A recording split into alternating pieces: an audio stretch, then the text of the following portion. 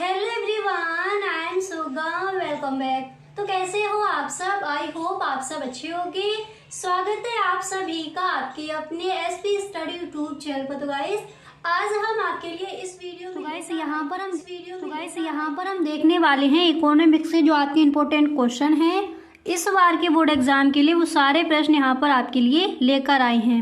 ठीक है, आपको गाइस चैप्टर बाय चैप्टर बताया जाएगा कि कौन कौन से ऐसे इम्पोर्टेंट क्वेश्चन हैं जो इस बार के बोर्ड एग्जाम के लिए इम्पोर्टेंट है, और भी सारे प्रश्न आपको तैयार कर लेने हैं। ठीक है, तो यहाँ पर देखिए पहले हम देखेंगे फर्स्ट चैप्टर में कि आपके बहुविकल्पीय प्रश्न कौन कौन से जो आपको तैयार करने हैं, अतलग उत्तरीय प्रश्न जो है वो आप कौन कौन से तैयार करोगे।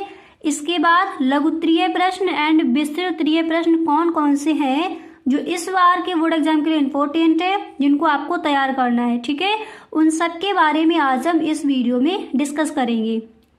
ओके गाइस, आपकी अलग प्लेलिस्ट यहाँ पर बना देंगे जिसमें इकोनॉमिक्स के आपके जितने भी इम्पोर्टेंट क्वेश्चन हैं चैप्टर बाय चैप्टर आपको वहाँ पर मिलेंगे। ओके, तो यहाँ पर देखिए जो आपका फर्स्ट क्वेश्चन है तो वो यहाँ पर है कि एक बाजार उस समय संतुलन की अवस्था में होता है जब वस्तु की मांग। ठीक है, अब यहाँ पर देखिए आपको मिलेंगे 4 ऑप्शन, जो आपका सही है वही आपको लिखना है। तो देखिए पहले ऑप्शन पढ़ते हैं। ए नंबर पर दिया गया है कि वस्तु की आपूर्ति से कम होती है। इसके बाद बी नंबर पर ऑप्शन है वस्तु की आपूर्ति से अधिक होती है। एंड सी नंबर पर ऑप्शन है वस्तु की आपूर्ति के बराबर होती है। एंड डी नंबर पर ऑप्शन है वस्तु की आपूर्ति से असमध्य होती है। तो यहाँ पर जो आपका सही ऑप्शन है वो हो जाएगा सी नंबर। एक बाजार उस समय संतुलन की अवस्था में होता है जब वस्तु की आपूर्ति के बराबर होती है। ठीक है, यहाँ पर जो आपका सी नंबर पर ऑप्शन है वो हो जाएगा राइट ऑप्शन। ओके, तो गाइस अगर अभी तक आपने इस चैनल को सब्सक्राइब नहीं किया है तो आप इस चैनल को सब्सक्राइब कर लीजिए, क्योंकि अगर आप इकोनॉमिक्स में अपने पूरे के पूरे नंबर लाना चाहते हो तो आपको सारे वीडियोस देखनी होंगी। ठीक है, बेल आइकन को भी प्रेस कर देना ताकि वीडियो की जो भी नोटिफिकेशन हो वो सबसे पहले आपके पास पहुंचे और एक भी वीडियो आपसे छूटे ना। ठीक है, तो यहाँ पर फर्स्ट चैप्टर के जो भी आपके इम्पोर्टेंट क्वेश्चन हैं उन सारे प्रश्नों को यहाँ पर हम देखेंगे। ओके, इसी तरह से जितने भी आपके चैप्टर हैं डे बाई डे आपको वीडियोस मिलते रहेंगे। तो यहाँ पर पहला प्रश्न क्या था बहुविकल्पीय प्रश्न में कि एक बाजार उस समय संतुलन की अवस्था में होता है जब वस्तु की मांग कैसी होती है, वस्तु की आपूर्ति के बराबर होती है। ओके, यहाँ तक समझ आ गया। अब इसके बाद जो आपका सेकंड क्वेश्चन है उसको देखते हैं। तो यहाँ पर देखिए नेक्स्ट आपका दिया गया है अगला क्वेश्चन कि भारत में पाई जाती है कैसी अर्थव्यवस्था। ऑप्शन है समाजवादी अर्थव्यवस्था, बी नंबर पर ऑप्शन है मिश्रित अर्थव्यवस्था, एंड सी नंबर पर ऑप्शन है साम्यवादी अर्थव्यवस्था, डी नंबर पर आपका यहाँ पर ऑप्शन दिया गया है पूंजीवादी अर्थव्यवस्था। तो भारत में एक ऐसी अर्थव्यवस्था पाई जाती है, जो आपका बी नंबर पर ऑप्शन है वो हो जाएगा राइट ऑप्शन मिश्रित अर्थव्यवस्था। ठीक है, भारत में कैसी अर्थव्यवस्था पाई जाती है, मिश्रित अर्थव्यवस्था। ठीक है, अब इसके बाद यहाँ पर जो आपका नेक्स्ट क्वेश्चन है उसको देखते हैं। इसके बाद नेक्स्ट यहाँ पर है कि अर्थशास्त्र के जनक कौन थे। अर्थशास्त्र के जनक कौन थे? आपको ऑप्शन मिलेंगे जेबी से, माल्थस, एडम स्मिथ या फिर रिकार्डो। तो यहाँ पर जो आपका सी नंबर पर ऑप्शन है वो हो जाएगा आपका राइट ऑप्शन। ठीक है, एडम स्मिथ। तो अर्थशास्त्र के जनक कौन थे? Adam Smith. ठीक है, ये हो जाएगा आपका राइट ऑप्शन। इसके बाद यहाँ पर जो आपका नेक्स्ट है उसको देखते हैं। तो यहाँ पर देखिए जो अगला प्रश्न है वो है कि निम्नलिखित में से किसका व्यष्टि अर्थशास्त्र के अंतर्गत अध्ययन किया जाएगा। निम्नलिखित में से किसका व्यष्टि अर्थशास्त्र के अंतर्गत अध्ययन किया जाएगा। तो फर्स्ट है कपड़ा उद्योग, एंड बी नंबर पर ऑप्शन है बेरोजगारी, सी नंबर पर है प्राथमिक क्षेत्र, एंड डी नंबर पर है ये सभी। तो निम्नलिखित में से किसका व्यष्टि अर्थशास्त्र, ठीक है, व्यष्टि अर्थशास्त्र यानी सूक्ष्म अर्थशास्त्र, छोटा अर्थशास्त्र, तो निम्नलिखित में से किसका व्यष्टि अर्थशास्त्र के अंतर्गत अध्ययन किया जाएगा। तो यहाँ पर जो आपका राइट ऑप्शन है वो हो जाएगा ए नंबर, कपड़ा उद्योग, ठीक है। कपड़ा उद्योग का अध्ययन किसके अंतर्गत किया जाएगा, व्यष्टि अर्थशास्त्र यानी सूक्ष्म अर्थशास्त्र के अंतर्गत। ओके, अब इसके बाद जो नेक्स्ट है उसको देखते हैं। तो यहाँ पर देखिए जो आपका अगला प्रश्न है वो दिया गया है कि निम्नलिखित में से कौन सी आर्थिक क्रिया है, निम्नलिखित में से कौन सी आर्थिक क्रिया है। ऑप्शन यहाँ पर है उपभोग, बी नंबर पर ऑप्शन है उत्पादन एंड सी नंबर पर ऑप्शन है विनिमय, डी नंबर पर है ये सभी। तो निम्नलिखित में से कौन सी आर्थिक क्रिया है, और यहाँ पर जो आपका डी नंबर ऑप्शन है वो हो जाएगा राइट ऑप्शन, ठीक है। ये सभी उत्पादन, उपभोग, विनिमय ये सभी आर्थिक क्रियाएं हैं। ओके, इसके बाद यहाँ पर जो आपका नेक्स्ट है उसको देखिए। तो यहाँ पर जो आपका अगला प्रश्न है वो यहाँ पर आप देख सकते हो कि सकारात्मक अर्थशास्त्र संबंधित है, ये आपका पूछा गया था इस बार के बोर्ड एग्जाम में, ठीक है। तो सकारात्मक अर्थशास्त्र संबंधित है किससे, तथ्यों से, सुझावों से, या फिर ए बी दोनों, या फिर इनमें से कोई नहीं। तो सकारात्मक अर्थशास्त्र किससे संबंधित है, यहाँ पर जो आपका ए नंबर पर ऑप्शन है वो हो जाएगा राइट ऑप्शन, तथ्यों से, ठीक है। ये वाला जो आपका ऑप्शन दिया गया है ये है सही यहाँ पर, क्लियर। इसके बाद जो आपका नेक्स्ट है उसको देखिए। तो अगला क्वेश्चन यहाँ पर है कि व्यष्टि अर्थशास्त्र में सम्मिलित होती है व्यक्तिगत इकाई, छोटे छोटे चर ये सभी, या फिर व्यक्तिगत मूल्य निर्धारण, ठीक है। तो व्यष्टि अर्थशास्त्र में सम्मिलित होती है, यहाँ पर जो आपका डी नंबर पर ऑप्शन है ये हो जाएगा आपका राइट ऑप्शन, ठीक है। और व्यष्टि अर्थशास्त्र के अंतर्गत क्या क्या होता है, व्यक्तिगत इकाई, छोटे छोटे चर, व्यक्तिगत मूल्य निर्धारण ये सभी व्यष्टि अर्थशास्त्र के अंतर्गत आते हैं, ठीक है। तो डी नंबर पर जो आपका ऑप्शन है ये हो जाएगा आपका राइट ऑप्शन।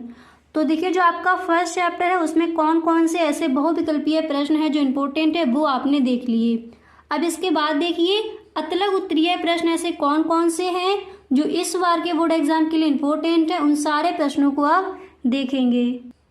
तो यहाँ पर देखिए अब यहाँ पर देखेंगे अतलग उत्तरीय प्रश्न, ठीक है।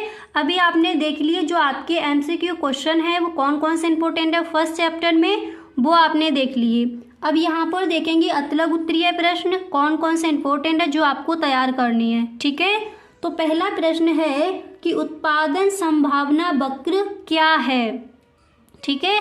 फर्स्ट क्वेश्चन यहाँ पर क्या दिया गया, उत्पादन संभावना वक्र क्या है, और ये क्वेश्चन आपका कई बार बोर्ड एग्जाम में आज किया गया है तो इसको आप अच्छे से तैयार कर लेंगे, ठीक है। उत्पादन संभावना वक्र क्या है, तो सबसे पहले आपको करना क्या है, यहाँ पर आप हेडिंग डालोगे उत्पादन संभावना वक्र, ओके। हेडिंग डालने के बाद फिर आपको लिखना है कि उत्पादन संभावना वक्र दो वस्तुओं x तथा y के उन सभी संयोगों को बताता है जिनका उत्पादन अर्थव्यवस्था के संसाधनों का पूर्ण रूप से उपयोग करने पर किया जाता है। इसके बाद आप लिखोगे जबकि साधनों की मात्रा स्थिर है, उनका पूर्ण उपयोग हो रहा है और उत्पादन तकनीकी दी हुई है, ओके। इस तरह से आपको इस प्रश्न का आंसर लिखना है, एक बार दोबारा से देख लीजिए। तो क्वेश्चन क्या है, उत्पादन संभावना वक्र क्या है। फर्स्ट आपको हेडिंग डालनी है उत्पादन संभावना वक्र, ओके। हेडिंग डालने के बाद फिर यहाँ पर आप लिखोगे कि उत्पादन संभावना वक्र दो वस्तुओं x तथा y के उन सभी संयोगों को बताता है जिनका उत्पादन अर्थव्यवस्था के संसाधनों का पूर्ण रूप से उपयोग करने पर किया जाता है, जबकि साधनों की मात्रा स्थिर है, उनका पूर्ण उपयोग हो रहा है और उत्पादन तकनीकी दी हुई है, ओके। इस तरह से आपको इस प्रश्न का आंसर लिखना है, क्लियर। अब इसके बाद यहाँ पर जो आपका नेक्स्ट क्वेश्चन है उसको देखते हैं। गाइस अगर अभी तक आप इस वीडियो में बने हुए हो तो आई होप ये वीडियो आपको पसंद आ रहा होगा। अगर सच में ये वीडियो आपको अच्छा लग रहा है तो आप इस वीडियो को एक लाइक जरूर कर दें, और यदि आप इस चैनल पर पहली बार आए हो तो इस चैनल को सब्सक्राइब कर लेना, क्योंकि जो भी आपके इंपॉर्टेंट क्वेश्चन है, प्रीवियस ईयर क्वेश्चन है ऑल सब्जेक्ट के, वो आपको मिलेंगे इसी चैनल पर। तो गाइस अगर सच में इस बार आपको 90+ स्कोर करना है तो आप इस चैनल को सब्सक्राइब करना ना भूलें। ओके, वीडियो अच्छा लगे तो अपने सभी दोस्तों में एक बार इस वीडियो को आप शेयर जरूर करें। ओके, तो यहाँ पर देखिए जो आपका अगला प्रश्न है, जो आपका नेक्स्ट क्वेश्चन है वो यहाँ पर दिया गया है, आप देख सकते हो। देखिए अगला प्रश्न यहाँ पर है कि आगत तथा निर्गत से आप क्या समझते हैं। क्वेश्चन क्या है, आगत तथा निर्गत से आप क्या समझते हैं। तो जब आप इस प्रश्न का आंसर लिखोगे सबसे पहले आपको हेडिंग डाली है आगत तथा निर्गत। हेडिंग डालने के बाद फिर आप लिखोगे कि अर्थशास्त्र में उत्पादन के वे तत्व जिनका प्रयोग किसी निश्चित वस्तु या सेवा के निर्माण में किया जाता है आगत कहलाते हैं। इसके बाद आप लिखोगे कि जबकि उत्पादन प्रक्रिया के परिणाम स्वरूप निर्मित वस्तु व सेवा को निर्गत कहा जाता है। आगत तथा निर्गत क्या है समझ में आ गया। एक बार दोबारा से देख लीजिए। जब आप इस प्रश्न का आंसर लिखोगे तो यहाँ पर फर्स्ट आपको हेडिंग डालनी है आगत तथा निर्गत। हेडिंग डालने के बाद आप लिखोगे कि अर्थशास्त्र में उत्पादन के वे तत्व जिनका प्रयोग किसी निश्चित वस्तु या सेवा के निर्माण में किया जाता है आगत कहलाते हैं। ओके, इसके बाद आपको लिखना है जबकि उत्पादन प्रक्रिया के परिणाम स्वरूप निर्मित वस्तु या सेवा को निर्गत कहा जाता है। क्लियर। इस तरह से आपको इस प्रश्न का आंसर देना है। ओके, अब इसके बाद जो आपका नेक्स्ट क्वेश्चन है उसको देखिए। अगला प्रश्न क्या है उसको देखते हैं। तो यहाँ पर आप देख सकते हो जो आपका नेक्स्ट प्रश्न है वो यहाँ पर दिया गया कि सूक्ष्म अर्थशास्त्र क्या है। सूक्ष्म अर्थशास्त्र यानी व्यष्टि अर्थशास्त्र, छोटा अर्थशास्त्र। ठीक है, तो क्वेश्चन है कि सूक्ष्म अर्थशास्त्र क्या है। तो सबसे पहले आपको करना क्या है, हेडिंग डाली है सूक्ष्म अर्थशास्त्र, एंड इसके बाद आप लिखोगे कि व्यष्टि अर्थशास्त्र यानी सूक्ष्म अर्थशास्त्र अर्थव्यवस्था की विशिष्ट आर्थिक इकाइयों तथा व्यक्तिगत इकाइयों का अध्ययन करता है। इसके बाद आप लिखोगे इसके अंतर्गत एक फर्म, एक उद्योग, एक वस्तु अथवा एक आर्थिक कारक का अध्ययन, कारक यानी इकाई का अध्ययन किया जाता है। ठीक है, तो सूक्ष्म अर्थशास्त्र यानी व्यष्टि अर्थशास्त्र क्या है एक बार दोबारा से पढ़ लीजिए। देखिए व्यष्टि अर्थशास्त्र अर्थव्यवस्था की विशिष्ट आर्थिक इकाइयों तथा व्यक्तिगत इकाइयों का अध्ययन करता है। इसके अंतर्गत एक फर्म, एक उद्योग, एक वस्तु अथवा एक आर्थिक इकाई का आर्थिक कारक का अध्ययन किया जाता है। ठीक है, उसे हम कहते हैं व्यष्टि अर्थशास्त्र यानी सूक्ष्म अर्थशास्त्र, छोटा अर्थशास्त्र। ठीक है, अब इसके बाद जो यहाँ पर आपका अगला प्रश्न है उसको देखिए। तो यहाँ पर जो आपका नेक्स्ट प्रश्न है वो यहाँ पर दिया गया है कि चयन की समस्या क्या है। क्वेश्चन क्या है, चयन की समस्या क्या है समझाइए। ये इस बार के बोर्ड एग्जाम के लिए आपका वेरी मोस्ट इम्पोर्टेंट क्वेश्चन है, इसको आप सही ढंग से तैयार कर लेंगे। ठीक है, चयन की समस्या क्या है, तो सबसे पहले आपको करना क्या है, हेडिंग डालनी है चयन की समस्या। ठीक है, हेडिंग डालने के बाद फिर आप लिखोगे कि मनुष्य की आवश्यकताएं अनंत हैं किंतु उनकी पूर्ति के लिए उसके पास साधन सीमित हैं, जिनके वैकल्पिक प्रयोग संभव हैं। इन साधनों से किस आवश्यकता को पहले संतुष्ट किया जाए और किसे बाद में, यही चयन की समस्या है। चयन की समस्या यानी चुनाव की समस्या। ठीक है, किसको पहले चुना जाए। अब एक बार दोबारा से देख लीजिए चयन की समस्या क्या है।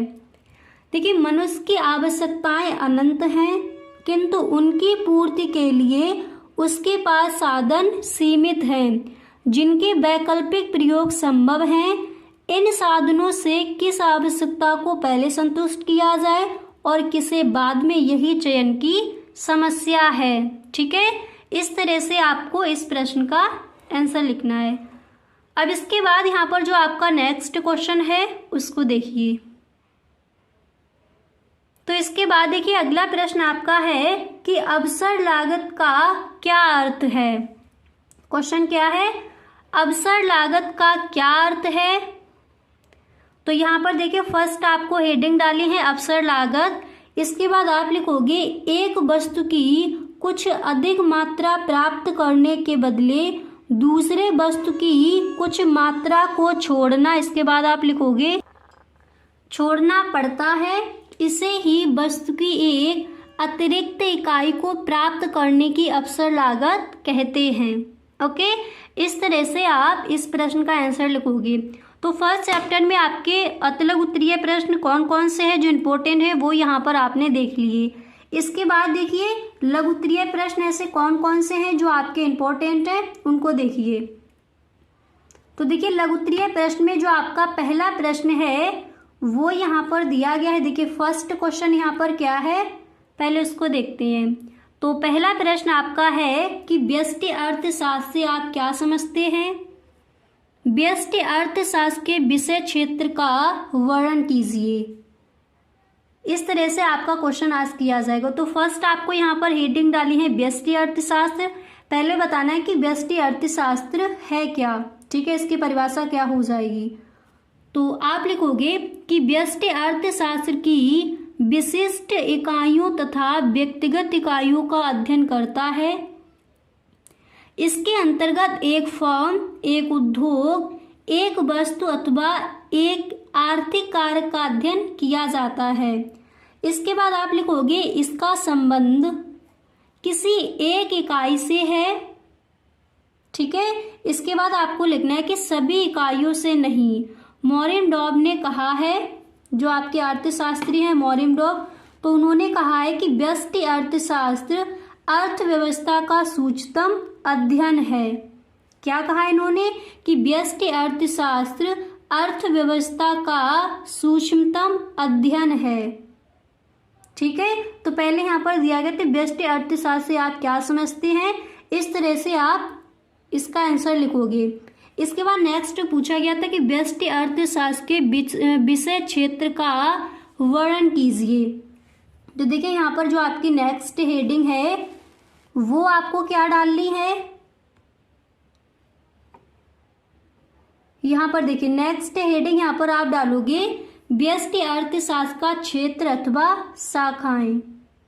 ओके, ये हेडिंग डालने के बाद आप लिखोगे कि व्यष्टि अर्थशास्त्र के क्षेत्र में निम्नलिखित 3 सिद्धांतों को सम्मिलित किया गया है। किसे किसे, पहला है वस्तु कीमत निर्धारण सिद्धांत एंड दूसरा है साधन कीमत निर्धारण सिद्धांत एंड तीसरा है आर्थिक कल्याण का सिद्धांत। फिर देखिए आपको यहाँ पर फर्स्ट हेडिंग डालनी है वस्तु कीमत निर्धारण सिद्धांत, इसके बारे में लिखना है। इसके बाद आप सेकंड हेडिंग डालोगे साधन कीमत निर्धारण सिद्धांत, इसके बारे में आप लिखोगे। इसके बाद नेक्स्ट हेडिंग आप डालोगे आर्थिक कल्याण का सिद्धांत। फिर इसके बारे में आपको 4-4 लाइनें लिख देनी है। तो व्यष्टि अर्थशास्त्र का क्षेत्र अथवा शाखाएं हेडिंग डालने के बाद इस तरह से आप लिखोगे। ठीक है, इसके बाद देखिए विस्तृत उत्तरीय प्रश्न आपको कौन कौन से तैयार कर लेने हैं उनको देखिए। तो देखिए विस्तृत उत्तरीय प्रश्न कौन कौन से इंपॉर्टेंट है इस बार के बोर्ड एग्जाम के लिए। पहला क्वेश्चन है कि आर्थिक समस्या क्या है, ये क्यों उत्पन्न होती है। ये क्वेश्चन कई बार बोर्ड एग्जाम में रखा गया है। ठीक है, आर्थिक समस्या क्या है, ये क्यों उत्पन्न होती है, ये तैयार करेंगे। इसके बाद नेक्स्ट आपको तैयार करना है कि व्यष्टि अर्थशास्त्र तथा समष्टि अर्थशास्त्र में क्या अंतर है, विस्तार से समझाइए।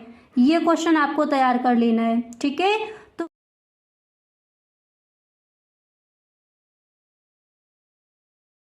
फर्स्ट चैप्टर में जो भी आपके इंपॉर्टेंट क्वेश्चन हैं, बहुविकल्पीय प्रश्न यानी जो आपके एमसीक्यू क्वेश्चन हैं वो भी बताए हैं।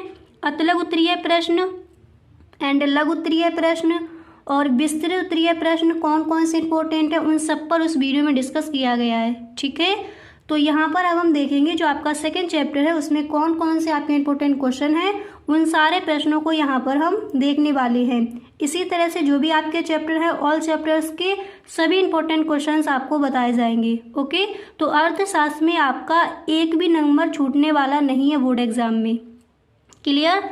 तो यहाँ पर देखिए जो आपका फर्स्ट है वो दिया गया है कि प्रभावी मांग का संबंध है किससे है। ऑप्शन पढ़िए पहले। फर्स्ट ऑप्शन दिया गया है ए नंबर पर AC पीगू से, बी नंबर पर आपका ऑप्शन है JM कीन्स से, एंड सी नंबर पर है JB से, एंड डी नंबर पर है अल्फ्रेड मार्शल से। तो यहाँ पर जो आपका राइट ऑप्शन है वो कौन सा हो जाएगा, और ये क्वेश्चन मैंने आपको कई बार बताया भी है। ठीक है, तो यहाँ पर आपका जो सही ऑप्शन है, जो राइट ऑप्शन है वो हो जाएगा सी नंबर JB से। ठीक है, प्रभावी मांग का संबंध किससे है, JB से। क्लियर। अब इसके बाद यहाँ पर जो नेक्स्ट है उसको देखिए। तो यहाँ पर आप देख सकते हो जो आपका अगला प्रश्न है वो यहाँ पर है कि कीमत घटने पर वस्तु की मांग बढ़ती है, घटती है, स्थिर रहती है या फिर ज़्यादा घटती है। ठीक है, ये आपको ऑप्शन मिलेंगे। तो क्वेश्चन आपका क्या है कि कीमत घटने पर वस्तु की मांग कैसी होती है। तो यहाँ पर जो आपका सही ऑप्शन है वो यहाँ पर हो जाएगा ए नंबर। ठीक है, बढ़ती है। कीमत घटने पर वस्तु की मांग बढ़ती है। ओके, ऑप्शन यहाँ पर क्या आते हैं, घटती है, स्थिर रहती है या फिर ज़्यादा होती है। तो जो आपका सही ऑप्शन है वो हो जाएगा ए नंबर। ठीक है, अब इसके बाद यहाँ पर जो आपका नेक्स्ट है उसको देखिए। तो यहाँ पर आप देख सकते हो जो आपका अगला प्रश्न है, नेक्स्ट क्वेश्चन यहाँ पर है कि निम्न स्तरीय वस्तुओं को कहते हैं। तो निम्न स्तरीय वस्तुओं को क्या कहते हैं। ऑप्शन यहाँ पर ए नंबर पर है सार्वजनिक वस्तुएं, बी नंबर पर ऑप्शन है स्थानापन्न वस्तुएं, एंड सी नंबर पर ऑप्शन आपका है पूरक वस्तुएं, एंड डी नंबर पर दिया गया है गिफिन वस्तुएं। तो निम्न स्तरीय वस्तुओं को क्या कहते हैं, गिफिन वस्तुएं। ओके, और ये क्वेश्चन आपका अतलग उत्तरीय प्रश्न में भी कई बार पूछा गया है कि गिफिन वस्तुएं क्या है। ठीक है, तो इसको भी आपको तैयार कर लेना है। तो निम्न स्तरीय वस्तुओं को क्या कहते हैं, गिफिन वस्तुएं। ये जो आपका डी नंबर पर आपका ऑप्शन जो दिया गया है वो हो जाएगा राइट।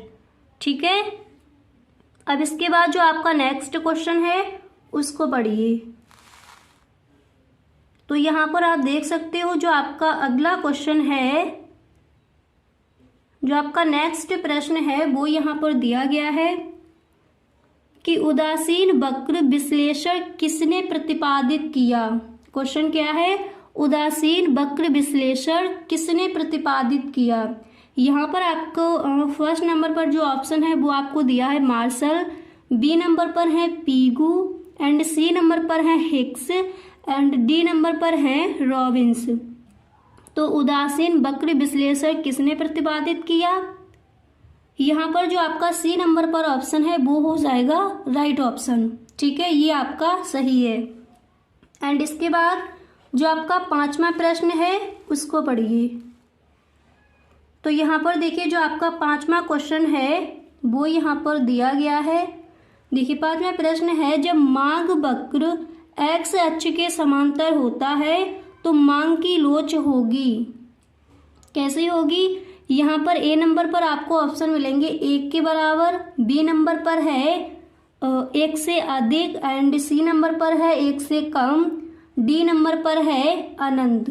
तो जब मांग वक्र एक्स अक्ष के समांतर होता है तो मांग की लोच कैसी होती है, अनंत।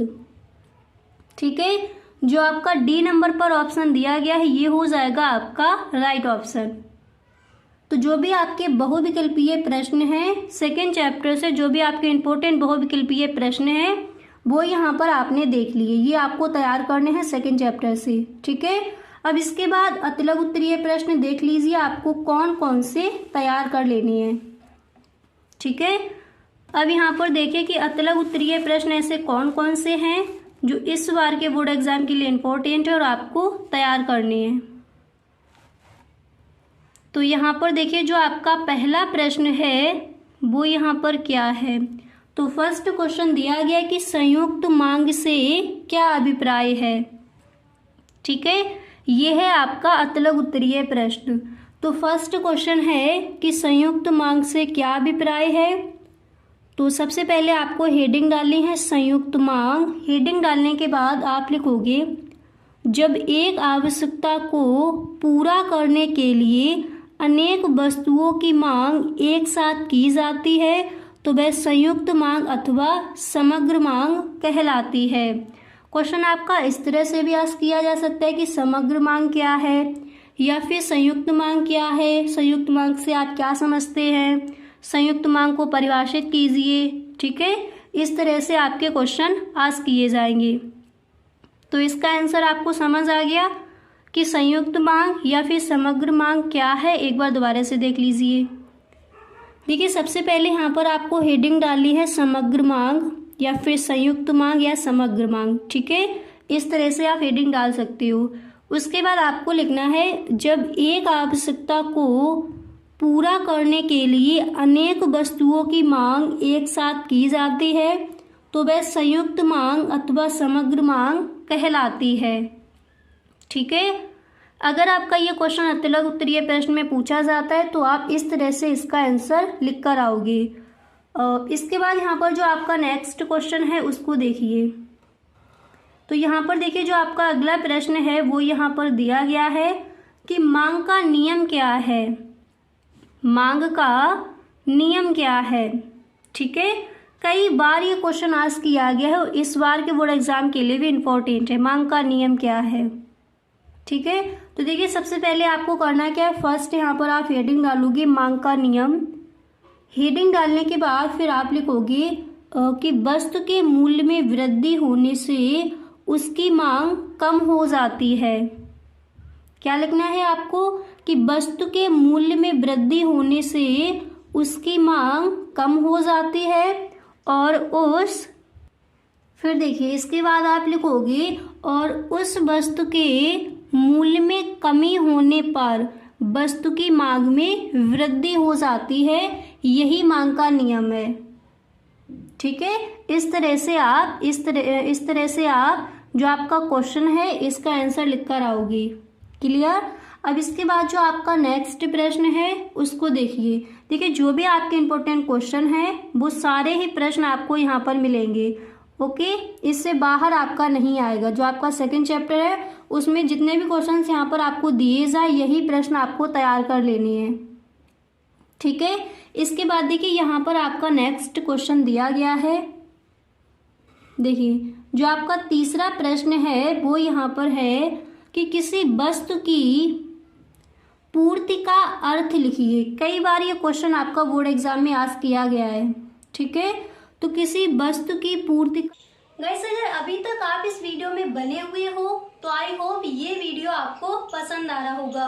अगर सच में ये वीडियो आपको अच्छा लग रहा है तो आप इस वीडियो को एक लाइक जरूर कर दें और यदि आप इस चैनल पर पहली बार आए हो तो इस चैनल को सब्सक्राइब कर लेना, क्योंकि जो भी आपके इम्पोर्टेंट क्वेश्चन है, प्रीवियस ईयर क्वेश्चन है ऑल सब्जेक्ट के, वो आपको मिलेंगे इसी चैनल पर। तो गाइस अगर सच में इस बार आपको 90+ स्कोर करना है तो आप इस चैनल को सब्सक्राइब करना ना भूलें। ओके, वीडियो अच्छा लगे तो अपने सभी दोस्तों में एक बार इस वीडियो को आप शेयर जरूर करें। ओके, तो सबसे पहले आप हेडिंग डालोगे वस्तु की पूर्ति का अर्थ। ठीक है, इसके बाद आपको लिखना है कि किसी वस्तु की पूर्ति से तात्पर्य वस्तु की उस मात्रा से है जिसको उत्पादक या विक्रेता एक निश्चित अवधि के दौरान एक निश्चित कीमत पर बेचने योग्य या बेचने के लिए इच्छुक है। और इस प्रश्न का आंसर मैंने आपको कई बार बताया भी है। ठीक है, तो किस तरह से आपको इसका आंसर लिखना है एक बार दोबारा से देख लीजिए। सबसे पहले आप हेडिंग डालोगे वस्तु की पूर्ति का अर्थ, यानी किसी वस्तु की पूर्ति का अर्थ। ठीक है, हेडिंग डालने के बाद आपको लिखना है कि किसी वस्तु की पूर्ति से तात्पर्य वस्तु की उस मात्रा से है जिसको उत्पादक या विक्रेता एक निश्चित अवधि के दौरान एक निश्चित कीमत पर बेचने योग्य या बेचने के लिए इच्छुक हैं। ओके, इस तरह से आप इस प्रश्न का आंसर लिखोगे। अब इसके बाद यहाँ पर जो आपका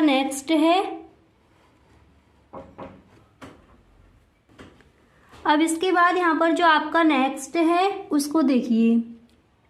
तो अगला प्रश्न यहाँ पर दिया गया है कि उपभोक्ता संतुलन से क्या अभिप्राय है।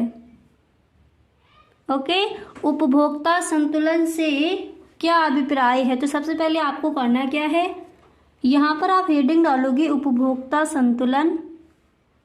देखिए, फर्स्ट हेडिंग आपको डालनी है उपभोक्ता संतुलन। इसके बाद आप लिखोगे कि अर्थशास्त्र में उपभोक्ता संतुलन से अभिप्राय उस स्थिति से है जब एक उपभोक्ता दी हुई आय से एक या दो वस्तुओं को इस प्रकार खरीदता है कि उसे अधिकतम संतुष्टि प्राप्त होती है।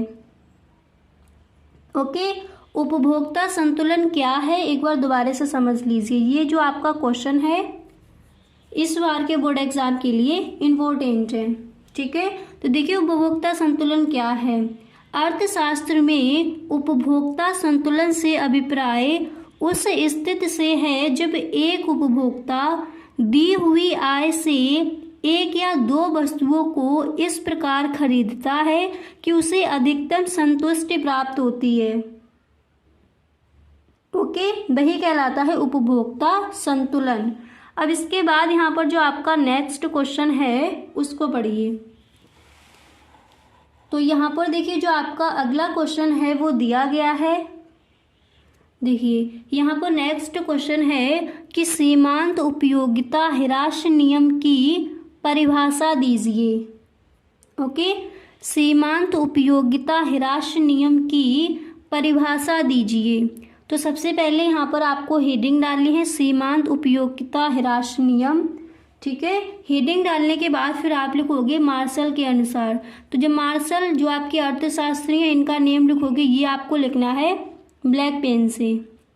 ठीक है, तो मार्शल के अनुसार इस तरह से आपको कॉमा इन्वर्टेड कॉमा बिगिन करना है। फिर आप लिखोगे कि किसी व्यक्ति के पास वस्तु विशेष के स्टॉक में एक दी हुई मात्रा में वृद्धि होने पर उसे जो अतिरिक्त लाभ प्राप्त होता है वह स्टॉक में होने वाली प्रत्येक वृद्धि के साथ घटता जाता है।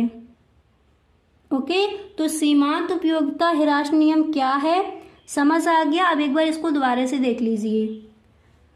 सबसे पहले आपको हेडिंग डाली है मार्शल के अनुसार, यानी जो आपके अर्थशास्त्री हैं मार्शल, इन्होंने सीमांत उपयोगिता ह्रास नियम की जो परिभाषा है वो किस तरह से दी है उसको समझिए। तो मार्शल जी कहते हैं कि किसी व्यक्ति के पास वस्तु विशेष के स्टॉक में एक दी हुई मात्रा में वृद्धि होने पर उसे जो अतिरिक्त लाभ प्राप्त होता है वह स्टॉक में होने वाली प्रत्येक वृद्धि के साथ घटता जाता है। ठीक है, इस तरह से आप जो आपका क्वेश्चन है इसका आंसर आपको इस तरह से लिखकर बताना है। अब इसके बाद यहाँ पर जो आपका नेक्स्ट प्रश्न है उसको पढ़िए। तो यहाँ पर आप देख सकते हो जो आपका अगला प्रश्न है वो यहाँ पर क्या दिया गया है। तो देखिए नेक्स्ट प्रश्न यहाँ पर आपका दिया गया है कि सामान्य तथा निकृष्ट यानी घटिया वस्तुओं के संदर्भ में मांग वक्र का आकार कैसा होता है। तो क्वेश्चन आपका क्या दिया गया है, यहाँ पर आपका प्रश्न है कि सामान्य तथा निकृष्ट यानी घटिया वस्तुओं के संदर्भ में मांग वक्र का आकार कैसा होता है। ठीक है, तो यहाँ पर आप हेडिंग डालोगे कि निकृष्ट वस्तुओं के संदर्भ में मांग वक्र का आकार। हेडिंग डालने के बाद फिर आपको लिखना है कि सामान्य तथा घटिया वस्तुओं के संदर्भ में मार्शल के मांग के नियम का पालन होता है। इस प्रकार दोनों वस्तुओं के लिए मांग वक्र ऊपर से नीचे की ओर गिरता हुआ ऋणात्मक ढाल का होता है। ठीक है, तो यहाँ पर प्रश्न में क्या पूछा गया था कि निष्कृष्ट यानी घटिया वस्तुओं के संदर्भ में मांग वक्र का आकार कैसा होता है, तो नीचे की ओर गिरता हुआ ऋणात्मक ढाल का होता है। ओके, इस तरह से आप इस प्रश्न का आंसर लिख कर आओगे। अच्छे से समझ आ गया? एक बार दोबारा से देख लीजिए। देखिए, सामान्य तथा घटिया वस्तुओं के संदर्भ में मार्शल के मांग के नियम का पालन होता है। इस प्रकार दोनों वस्तुओं के लिए मांग वक्र ऊपर से नीचे की ओर गिरता हुआ ऋणात्मक ढाल का होता है। ओके, इस तरह से आपको इन प्रश्नों के आंसर देने हैं। तो अतलग उत्तरीय प्रश्न आपके कौन कौन से इंपॉर्टेंट हैं वो आपने देख लिए। अब इसके बाद देखिए लघु उत्तरीय प्रश्न आपको कौन कौन से तैयार करने हैं। तो यहाँ पर देखिए जो आपके लघु उत्तरीय प्रश्न हैं वो कौन कौन से इंपॉर्टेंट हैं उनको देख लीजिए। ओके, तो यहाँ पर जो आपका पहला प्रश्न है आप देख सकते हो, फर्स्ट क्वेश्चन यहाँ पर दिया गया है कि वस्तु की मांग को प्रभावित करने वाले प्रमुख कारकों का वर्णन कीजिए। ओके, क्वेश्चन आपका क्या है, यहाँ पर आपका प्रश्न दिया गया है कि वस्तु की मांग को प्रभावित करने वाले प्रमुख कारकों का वर्णन कीजिए। कई बार ये क्वेश्चन आपका बोर्ड एग्जाम में आस्क किया गया है। ठीक है, तो सबसे पहले यहाँ पर आपको फर्स्ट हेडिंग डालनी है कि वस्तु की मांग को प्रभावित करने वाले कारक। ओके, हेडिंग डालने के बाद आप लिखोगे कि वस्तु की मांग को प्रभावित करने वाले मुख्य कारक निम्नलिखित हैं। इसके बाद यहाँ पर जो आपकी पहली हेडिंग है वो आपको डालनी है व्यापार की दशाओं में परिवर्तन। ओके, व्यापार की दशाओं में परिवर्तन हेडिंग डालने के बाद फिर यहाँ पर आप लिखोगे कि तेजी काल में लोगों की मौद्रिक आय बढ़ जाती है, जिसके कारण कीमतों के बढ़ने के बावजूद वस्तुओं की मांग बढ़ जाती है। इसके विपरीत मंदी काल में मौद्रिक आय में कमी होने के कारण मूल स्तर के गिरने पर भी वस्तुओं के लिए मांग में कमी हो जाती है। ओके, इस तरह से आपको इस प्रश्न का आंसर लिखना है। एक बार दोबारा से देख लीजिए। तो फर्स्ट हेडिंग आपको डालनी है व्यापार की दशाओं में परिवर्तन। इस तरह से हेडिंग डालने के बाद फिर आप लिखोगे कि तेजी काल में लोगों की मौद्रिक आय बढ़ जाती है, जिसके कारण कीमतों के बढ़ने के बावजूद वस्तुओं की मांग बढ़ जाती है। इसके विपरीत मंदी काल में मौद्रिक आय में कमी होने के कारण मूल स्तर के गिरने पर भी वस्तुओं के लिए मांग में कमी हो जाती है। तो व्यापार की दशाओं में परिवर्तन हेडिंग डालने के बाद आप इस तरह से लिखोगे। ठीक है, अब इसके बाद यहाँ पर देख लीजिए जो आपकी नेक्स्ट हेडिंग है वो आपको क्या डालनी है। अगली हेडिंग यहाँ पर आपकी पड़ेगी, देखिए नेक्स्ट हेडिंग आप डालोगे आय में परिवर्तन। ओके, आय में परिवर्तन हेडिंग डालने के बाद फिर आप लिखोगे कि सामान्यतः लोगों की आय में वृद्धि हो जाने से मांग में वृद्धि हो जाती है और आय कम हो जाने पर मांग में कमी आ जाती है।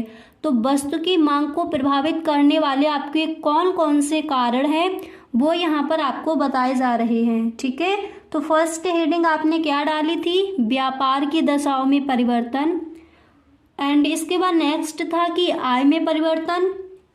तो इसमें आप लिखोगे कि सामान्यतः लोगों की आय में वृद्धि हो जाने से मांग में वृद्धि हो जाती है और आय कम हो जाने पर मांग में कमी आ जाती है।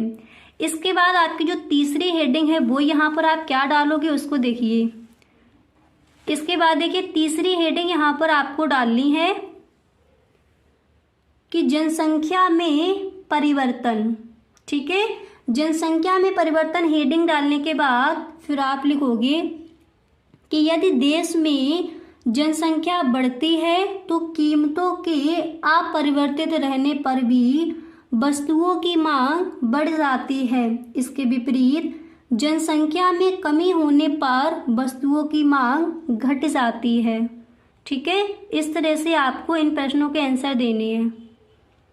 तीसरी हेडिंग क्या डालोगे? जनसंख्या में परिवर्तन। ओके, अब इसके बाद यहाँ पर देख लीजिए लघु उत्तरीय प्रश्न में जो आपका नेक्स्ट प्रश्न है वो आप कौन सा तैयार करोगे। तो अगला प्रश्न आपको तैयार करना है कि मांग वक्र के खिसकाव की व्याख्या कीजिए। ये आपका very very most important question है। ठीक है, मांग वक्र के खिसकाव की व्याख्या कीजिए।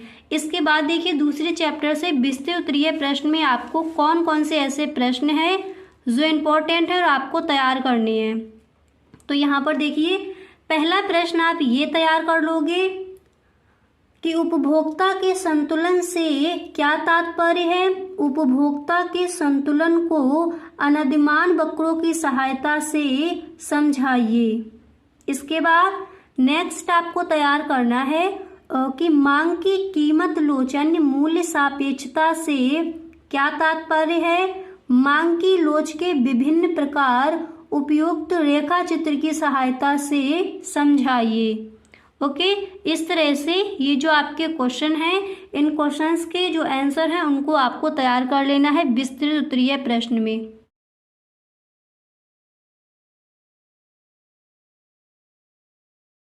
तो देख लीजिए जो आपके बहुविकल्पीय प्रश्न है उसमें जो आपका फर्स्ट क्वेश्चन है यहाँ पर दिया गया है कि जब सीमांत उत्पादन शून्य होता है तब कुल उत्पादन होता है। कैसा होता है? यहाँ पर आपको फर्स्ट नंबर पर ऑप्शन है न्यूनतम, बी नंबर पर है सभी एंड सी नंबर पर है अधिकतम एंड डी नंबर पर ऑप्शन दिया गया है इनमें से कोई नहीं। तो क्वेश्चन क्या है कि जब सीमांत उत्पादन शून्य होता है तब कुल उत्पादन होता है। कैसा होता है? यहाँ पर जो आपका सी नंबर ऑप्शन है वो हो जाएगा राइट ऑप्शन। ठीक है, अधिकतम। ओके, ये हो जाएगा आपका राइट ऑप्शन। अब इसके बाद नेक्स्ट देखिए। तो गाइस ये आपके जो आपका चैप्टर थर्ड है उसके जो भी आपके इंपॉर्टेंट क्वेश्चन है वो यहाँ पर आपको बताए जा रहे हैं। फर्स्ट चैप्टर में कौन कौन से इंपॉर्टेंट क्वेश्चन है एंड सेकेंड चैप्टर में आपके कौन कौन से महत्वपूर्ण प्रश्न हैं उन पर हम डिस्कस कर चुके हैं। गाइस अगर आपने वो वीडियो नहीं देखा है तो डिस्क्रिप्शन बॉक्स में लिंक गिवन है, वहाँ से आप देख सकते हो, नहीं तो आप प्लेलिस्ट चेक कर सकते हो। ठीक है, तो यहाँ पर देखिए अब ये है आपका जो आपका थर्ड चैप्टर है उसमें हम देखेंगे कि कौन कौन से हमारे इंपॉर्टेंट क्वेश्चन हैं जो इस बार के बोर्ड एग्जाम के लिए महत्वपूर्ण है, कौन कौन से ऐसे प्रश्न हैं जिनको आपको तैयार कर लेना है। ठीक है, तो फर्स्ट आपने देख लिया। तो यहाँ पर जो आपका राइट ऑप्शन है वो कौन सा हो जाएगा? C number. क्लियर? अब इसके बाद आगे देखते हैं। तो यहाँ पर देखिए जो आपका अगला प्रश्न है, यहाँ पर जो आपका नेक्स्ट क्वेश्चन है वो यहाँ पर दिया गया है कि उत्पादन का अर्थ है क्या है? उपयोगिता की हानि एंड बी नंबर पर ऑप्शन है उपयोगिता का विनाश, सी नंबर पर है उपयोगिता का सृजन एंड डी नंबर पर आपका दिया गया है इनमें से कोई नहीं। तो उत्पादन का अर्थ है क्या है? यहाँ पर जो आपका सी नंबर पर ऑप्शन है ये हो जाएगा आपका राइट ऑप्शन, उपयोगिता का सृजन। ठीक है, उत्पादन का क्या अर्थ है? उपयोगिता का सृजन। ओके, ये जो आपका ऑप्शन है वो हो जाएगा राइट ऑप्शन। इसके बाद जो आपका नेक्स्ट है उसको देखते हैं। तो फर्स्ट वाले में भी आपका सी नंबर ऑप्शन राइट था एंड इसके बाद दूसरा था कि उत्पादन का क्या अर्थ है, तो क्या हो जाएगा? उपयोगिता का सृजन। अब इसके बाद यहाँ पर जो आपका नेक्स्ट है उसको देखते हैं। जो अगला प्रश्न है वो क्या है उसको पढ़िए। तो यहाँ पर आप देख सकते हो जो आपका नेक्स्ट प्रश्न है तो दिया गया है कि जब उत्पादन शून्य होता है तो कुल लागत होगी। जब उत्पादन शून्य होता है तो कुल लागत होगी। कैसी होगी? शून्य होगी या फिर स्थिर लागत के बराबर होगी या फिर परिवर्ती लागतों के बराबर होगी और डी नंबर पर ऑप्शन है सीमांत लागत के बराबर होगी। तो यहाँ पर आपका सही ऑप्शन कौन सा हो जाएगा? एक बार प्रश्न को पढ़िए कि जब उत्पादन शून्य होता है तो कुल लागत होगी, कैसी होगी, स्थिर लागत के बराबर। ओके, जब उत्पादन शून्य होता है तो कुल लागत स्थिर लागत के बराबर होगी। यहाँ पर जो आपका बी नंबर पर ऑप्शन है ये हो जाएगा आपका राइट ऑप्शन। क्लियर, अच्छे से समझ आ गया। इसके बाद नेक्स्ट देखते हैं गाइस, जितने भी यहाँ पर आपको ये प्रश्न दिए जा रहे हैं इस बार के बोर्ड एग्जाम के लिए सभी प्रश्न आपके इम्पोर्टेंट हैं, ठीक है। तो इन सारे प्रश्नों को आप साथ ही साथ लिखते चलिए। ओके, इसके बाद यहाँ पर नेक्स्ट देखते हैं। तो आप देख सकते हो जो आपका अगला प्रश्न है तो वो यहाँ पर दिया गया है कि औसत लागत वक्र का आकार होता है। ये आपका इम्पोर्टेंट है, ठीक है। औसत लागत वक्र का आकार होता है, कैसा होता है, बी आकार या फिर यू आकार या फिर क्षैतिज सरल रेखा या फिर ऊर्ध्व रेखा। तो औसत लागत वक्र का आकार कैसा होता है, यहाँ पर जो आपका बी नंबर पर ऑप्शन है ये हो जाएगा राइट ऑप्शन, यू आकार। ओके, औसत लागत वक्र का आकार यू आकार होता है, ठीक है। ये आपका हो जाएगा राइट ऑप्शन। एंड इसके बाद यहाँ पर आप देख सकते हो, इसके बाद यहाँ पर आप देख सकते हो जो आपका नेक्स्ट क्वेश्चन है वो क्या है। तो अगला प्रश्न है कि वर्तमान युग में उत्पादन के कितने साधन स्थिर होते हैं। ए नंबर पर ऑप्शन है 3, बी नंबर पर ऑप्शन दिया गया है 4 एंड सी नंबर पर है 5 एंड डी नंबर पर दिया गया है 6। तो वर्तमान युग में उत्पादन के कितने साधन होते हैं, और यहाँ पर जो आपका सी नंबर पर ऑप्शन है 5, ये हो जाएगा आपका राइट ऑप्शन, ठीक है। तो वर्तमान युग में उत्पादन के कितने साधन होते हैं, 5, ये हो जाएगा राइट ऑप्शन। और यहाँ पर देखिए इसके बाद हम देखेंगे कि जो अतिलक उत्तरीय प्रश्न है वो हमारे कौन कौन से इम्पोर्टेंट हैं इस बार के बोर्ड एग्जाम के लिए। तो देखिए अतिलक उत्तरीय प्रश्न कौन कौन से आपको तैयार करने हैं उनको देख लीजिए। ओके, तो यहाँ पर जो आपका फर्स्ट क्वेश्चन है, जो पहला प्रश्न है उसको पढ़िए। तो देखिए यहाँ पर जो आपका पहला प्रश्न है वो दिया गया है कि एक उत्पादक लाभ कैसे अर्जित करता है, ठीक है। इसको देखिए तो किस तरह से आपको इस प्रश्न का आंसर देना है। देखिए आप लिखोगे कि प्रोफेसर हाले द्वारा प्रतिपादित व प्रोफेसर मार्शल द्वारा समर्थित लाभ जोखिम उठाने का पुरस्कार है। प्रत्येक उत्पादक व्यवसाय में जोखिम रहती है। यदि उद्यमी को जोखिम वहन करने के बदले कुछ पुरस्कार नहीं मिलेगा तो वह उत्पादन कार्य के लिए बिल्कुल तैयार नहीं होगा, ठीक है, नहीं। गाइस अगर अभी तक आप इस वीडियो में बने हुए हो तो आई होप ये वीडियो आपको पसंद आ रहा होगा। अगर सच में ये वीडियो आपको अच्छा लग रहा है तो आप इस वीडियो को एक लाइक जरूर कर दें। और यदि आप इस चैनल पर पहली बार आए हो तो इस चैनल को सब्सक्राइब कर लेना, क्योंकि जो भी आपके इंपॉर्टेंट क्वेश्चन है, प्रीवियस ईयर क्वेश्चन है ऑल सब्जेक्ट के, वो आपको मिलेंगे इसी चैनल पर। तो गाइस अगर सच में इस बार आपको 90+ स्कोर करना है तो आप इस चैनल को सब्सक्राइब करना ना भूलें। ओके, वीडियो अच्छा लगे तो अपने सभी दोस्तों में एक बार इस वीडियो को आप शेयर जरूर करें। ओके, होगा इतना लिखने के बाद, देखिए इतना लिखने के बाद फिर आप लिखोगे कि प्रोफेसर हाले के शब्दों में कॉमा इन्वर्टेड कॉमा बिगिन करना है। फिर आपको लिखना है कि किसी व्यवसाय का लाभ या उत्पत्ति का अवशेष जो कि भूमि श्रम एवं पूंजी के प्रतिफल के भुगतान के लिए श्रम एवं पूंजी के प्रतिफल के भुगतान करने के उपरांत अवशिष्ट रहता है, प्रबंध तथा एकीकरण का प्रतिफल न होकर उस जोखिम अथवा उत्तरदायित्व का प्रतिफल है जिसे एक व्यवसाय को चलाने वाला वहन करता है, ठीक है। तो इस तरह से आपको इस प्रश्न का आंसर लिखकर आना है। अच्छे से क्लियर हो गया। तो आपका क्वेश्चन था कि एक उत्पादक लाभ कैसे अर्जित करता है। ओके, तो इस प्रश्न का जो आंसर है वो आप इस तरह से लिख कर आओगे। ओके, अब इसके बाद जो आपका नेक्स्ट प्रश्न है उसको पढ़िए। तो यहाँ पर जो आपका अगला प्रश्न है वो दिया गया है। देखिए, जो आपका नेक्स्ट क्वेश्चन है वो यहाँ पर दिया गया है कि परिवर्ती लागत के कोई 3 उदाहरण दीजिए। ठीक है, परिवर्ती लागत के कोई 3 उदाहरण दीजिए, ये क्वेश्चन है आपका।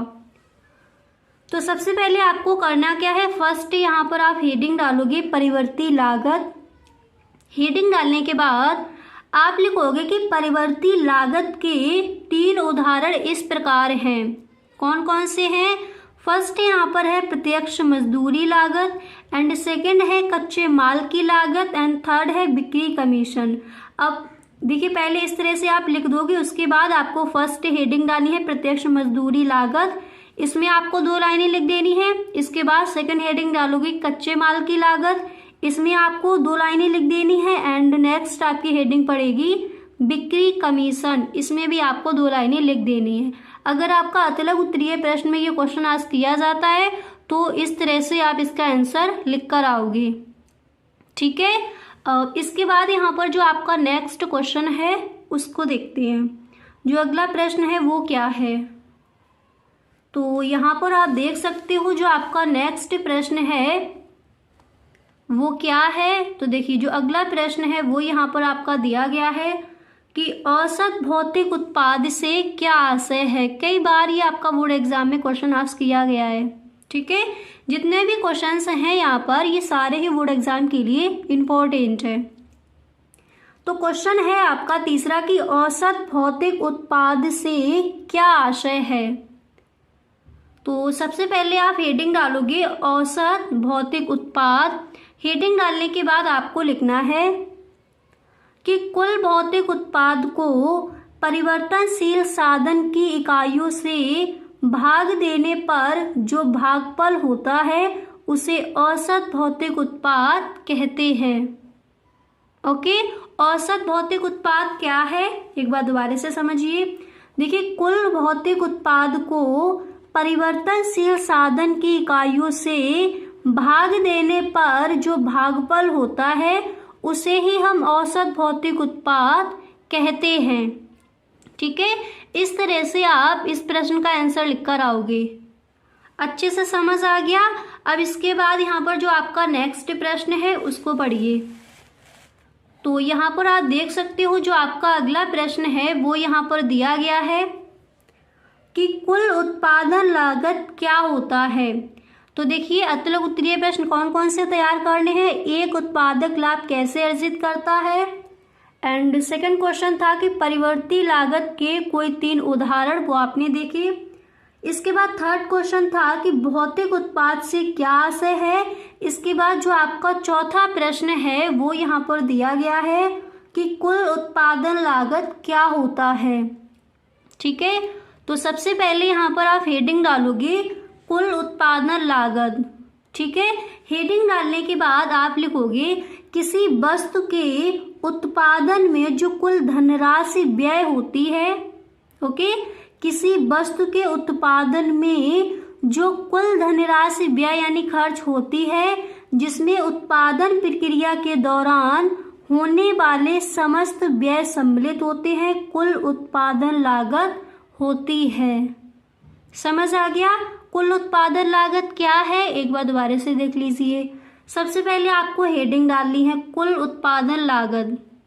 हेडिंग डालने के बाद आप लिखोगे कि किसी वस्तु के उत्पादन में जो कुल धनराशि व्यय होती है जिसमें उत्पादन प्रक्रिया के दौरान होने वाले समस्त व्यय सम्मिलित होते हैं, कुल उत्पादन लागत होती है या फिर कुल उत्पादन लागत कहलाती है।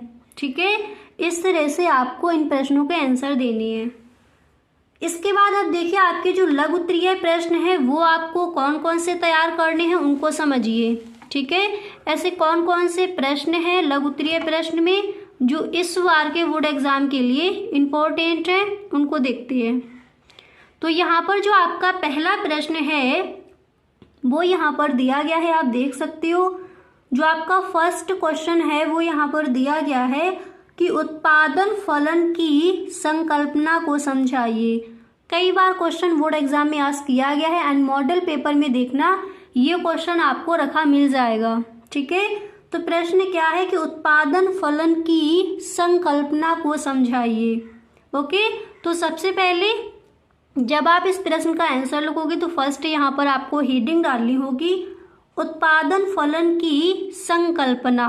ओके, हेडिंग डालने के बाद आप लिखोगे कि किसी फर्म के उत्पादनों एवं उपादानों के फलनात्मक संबंध को उत्पादन फलन कहते हैं। किस तरह से लिखना है आपको एक बार दोबारा से समझिए। सबसे पहले आपको हेडिंग डाली है उत्पादन फलन की संकल्पना। इसके बाद आप लिखोगे किसी फर्म के उत्पादनों एवं उपादानों के फलनात्मक संबंध को उत्पादन फलन कहते हैं। इसके बाद आपको लिखना है कि उत्पादन फलन बताता है कि एक दिए तकनीकी ज्ञान तथा प्रबंधकीय क्षमता की सहायता से उत्पादक द्वारा उपादानों यानी आदाओं के विभिन्न संयोगों से उत्पाद की अधिकतम मात्रा किस प्रकार प्राप्त की जा सकती है। ठीक है, किस प्रकार प्राप्त की जा सकती है, इस तरह से लिखोगे। इसके बाद यहाँ पर आपको लिखना है, इसके बाद यहाँ पर आप लिखोगे कि यह संकल्पना केवल भौतिक मात्रात्मक संबंध पर आधारित है, इसमें मूल्यों का समावेश नहीं होता। तो उत्पादन फलन की संकल्पना क्या है इसको समझाइए। तो आई होप अच्छे से यहाँ पर आपको इस प्रश्न का आंसर अच्छे से आपको यहाँ पर क्लियर हो गया होगा। ठीक है, तो उत्पादन फलन की संकल्पना को समझाइए। अगर आपका क्वेश्चन आता है तो इस तरह से आप इस प्रश्न का आंसर लिख कर आओगे। यहाँ तक समझ आ गया। अब इसके बाद आगे देखते हैं। अब इसके बाद देखिए लघुत्तरीय प्रश्न में ऐसे कौन कौन से क्वेश्चन है जो इम्पोर्टेंट हैं, जिनको आपको तैयार करना है, उनको भी देख लीजिए। तो पहला प्रश्न है, दूसरा प्रश्न यहाँ पर है कि एक आगत का सीमांत उत्पाद क्या होता है, इसको आप तैयार करेंगे। एंड इसके बाद मध्यवर्ती माल का अर्थ समझाइए, ये प्रश्न आप तैयार कर लेंगे। एंड इसके बाद नेक्स्ट आपको तैयार करना है कि परिवर्ती अनुपात का नियम क्या है। ठीक है, ये क्वेश्चन तैयार करेंगे। एंड इसके बाद नेक्स्ट है कि अल्पकाल एवं दीर्घकाल में भेद कीजिए। कई बार क्वेश्चन आस्क किया गया है बोर्ड एग्जाम में, अल्पकाल एवं दीर्घकाल में भेद कीजिए, इसको भी आपको तैयार कर लेना है। क्लियर। अब इसके बाद यहाँ पर देखिए कि विस्तृत उत्तरीय प्रश्न में आपको कौन कौन से ऐसे क्वेश्चन हैं जो आपको तैयार करने और इस बार के बोर्ड एग्जाम के लिए इम्पोर्टेंट है। तो यहाँ पर देखिए जो आपका पहला प्रश्न है, देखिए यहाँ पर जो आपका फर्स्ट क्वेश्चन है वो यहाँ पर दिया गया है कि उत्पादन फलन से आप क्या समझते हैं, इसकी मुख्य मान्यताएं एवं विशेषताएं बताइए। ओके, फर्स्ट क्वेश्चन आपको ये तैयार करना है विस्तृत उत्तरीय प्रश्न में। एंड इसके बाद यहाँ पर आप देख सकते हो जो आपका नेक्स्ट प्रश्न है वो आपको ये तैयार करना है कि अल्पकालीन उत्पादन फलन के 3 नियमों का सचित्र वर्णन कीजिए। ओके, चित्र भी आपको बनाना है। तो अल्पकालीन उत्पादन फलन के 3 नियमों का सचित्र वर्णन कीजिए, ये आप तैयार कर लेंगे। एंड इसके बाद जो आपका नेक्स्ट प्रश्न है वो यहाँ पर दिया गया है अगला क्वेश्चन कि उत्पत्ति वृद्धि नियम की व्याख्या कीजिए, यह नियम क्यों क्रियाशील होता है। ठीक है, तो ये है आपके विस्तृत उत्तरीय प्रश्न, ये आपको तैयार कर लेने हैं। तो आई होप आपको समझ आ गया होगा कि जो आपका तीसरा चैप्टर है उसमें आपको कौन कौन से अतिलघु उत्तरीय प्रश्न एंड लघु उत्तरीय प्रश्न एंड विस्तृत उत्तरीय प्रश्न ऐसे कौन कौन से हैं जो इम्पोर्टेंट हैं और कौन कौन से ऐसे प्रश्न हैं जिनको आपको तैयार कर लेना है। ओके, तो गाइस आज के लिए बस इतना ही, मिलते हैं नेक्स्ट वीडियो में। अगर सच में आपको ये वीडियो पसंद आया है तो आप इस वीडियो को एक लाइक जरूर कर दें। Okay, thank you so much. तो गाइस कैसा लगा वीडियो वीडियो। आई होप ये वीडियो आपको पसंद आया होगा। अगर सच में ये वीडियो आपको अच्छा लगा है तो आप इस वीडियो को अपने सभी दोस्तों में एक बार शेयर जरूर करें। ओके, वीडियो अच्छा लगा करे तो please time in the comment box, आप में कमेंट बॉक्स में जरूर बताएं। Okay, thank you so much.